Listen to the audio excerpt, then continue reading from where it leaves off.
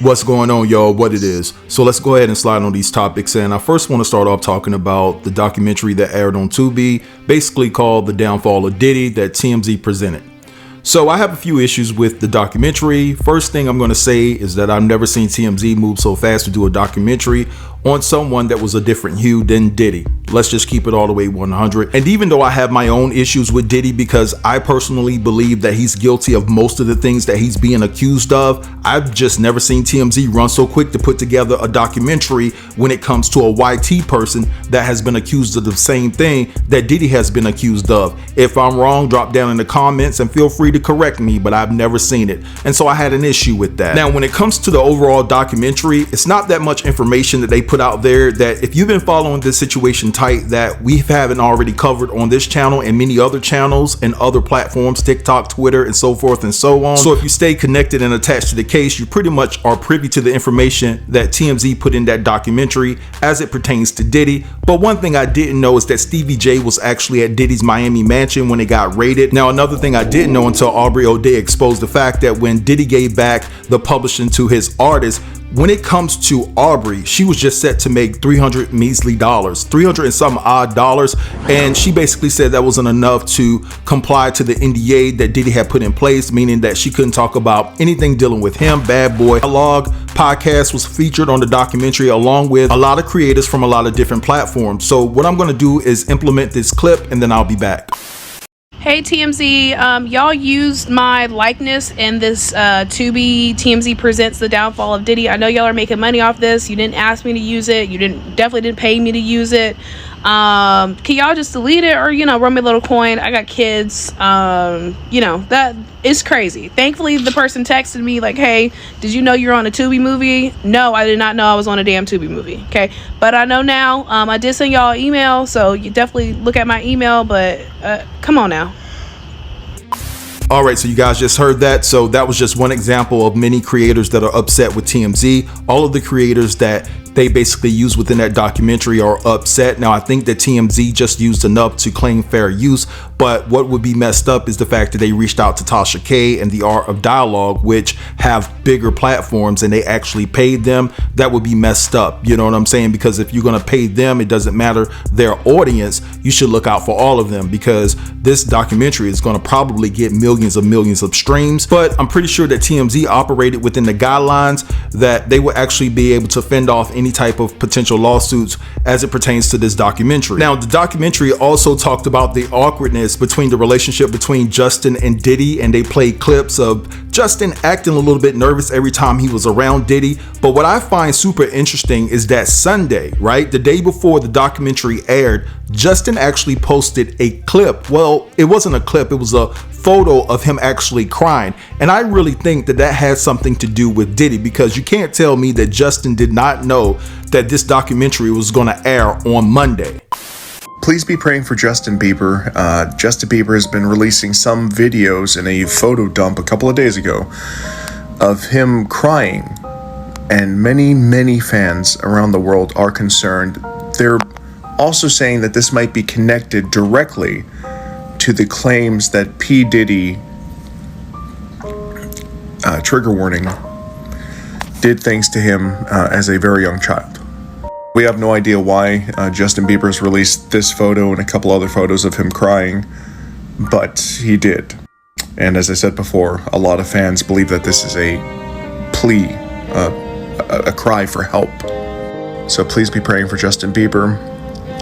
May whatever he's going through be easy for him, and then that God brings him peace for whatever he's going through. Let me know in the comments what you think these pictures represent and why he's crying. Like, share, and follow. And this is your Bald News Network. All right, so you guys just heard that, and I hope this young man finds some peace. You know what I'm saying? Because again, it's very ironic that he posted a photo of him crying right before that documentary aired. Now, I have a question for Usher. Now, if you experienced all these things when Usher was 13 years old, when you were 13 years old, Usher, when you moved to New York City with Diddy, why didn't you protect Justin from Diddy, right? Because it wasn't too long ago where you was on Howard Stern saying that you wouldn't let your kids go to flavor camp. So why you didn't protect your artist when he was signed to you? You know, I just don't understand that. Now, I don't want to put everything on Usher, and I'm definitely not going to absolve Justin's parents from this because they have some culpability too. They should have noticed that there was something going on, or at least stepped in, because I'm pretty sure that when they found out that Justin was hanging out with Diddy, that they probably did their research, or maybe they didn't. Maybe they was just trying to get rich off their son. Now, let me take the time to expound on the documentary a little bit further, because I told you guys on my community feed the other day that I really wasn't feeling Aubrey O'Day's position during the documentary when she was getting interviewed by Harvey. Basically, it seems as though she was just riding the coattails of other alleged victims of Diddy, and basically saying, yep, I told you so. Every question that Harvey asked her, she was just dodging and ducking it with that face looking like, For your drink, can I have a lemonade, please? A lemonade, all right. And then can I also have barbecue sauce, or do you have like a buffalo sauce?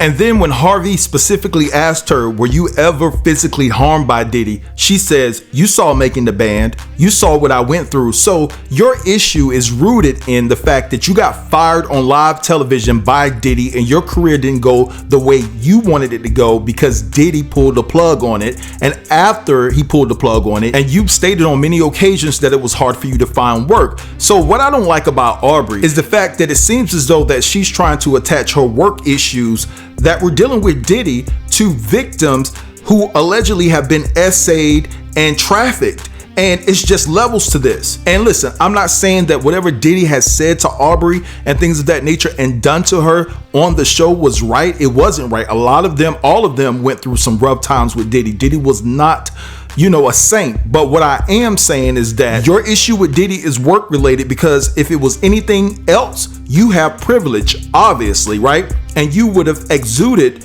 and exercised your privilege to basically put Diddy away a long time ago if you were a victim of essay or anything more egregious on that level. And then on top of that, y'all, she's sitting up there doing the interview with a Danity Kane necklace on. And Harvey even asked her, like, why do you have a Danity Kane necklace on? Because in my mind, I'm thinking that if you have such a disdain for Diddy and he treated you so terrible, why would you even wear something that represents a group that he created, that you were in? And basically she said, I've learned to separate trauma and it's all about the girls.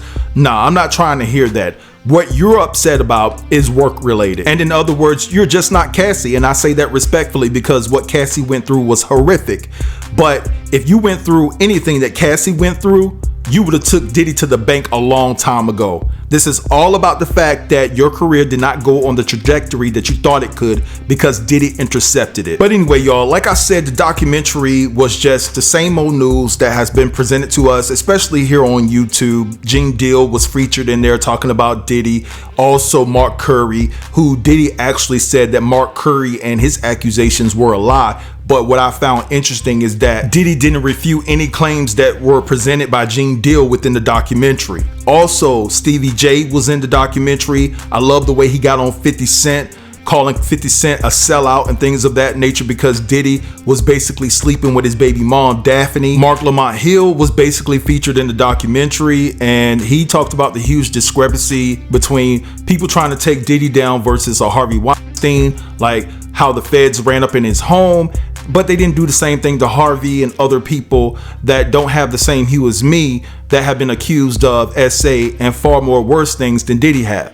So it's just a documentary, guys. If you want to watch it, I don't want to spoil it. That's why I don't want to go too in depth about it, but go to Tubi and give it a look if you're interested. Oh, and let me not forget to mention, right? There was a portion within the documentary where there was supposed to be a witness, somebody that was big time, that actually was going to sit down with Harvey during the documentary, but declined to do the interview at the end.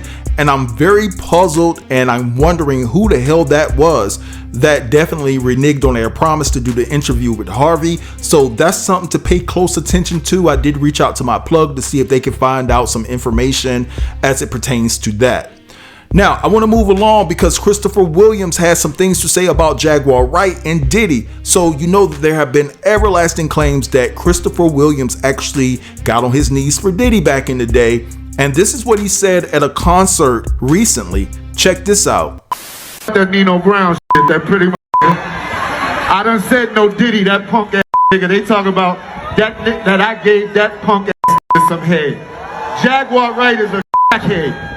But I'm gonna pray for her anyway. I wish a nigga would. I'm from the Bronx. I smack Puffy ass tomorrow. If we was locked up, he'd be my Maytag. Y'all better ask somebody in the real world who Christopher Williams is in real life. Get this singing twisted at all. And now that that's said, we're gonna take it back to heterosexual love. All right, so you guys just heard that.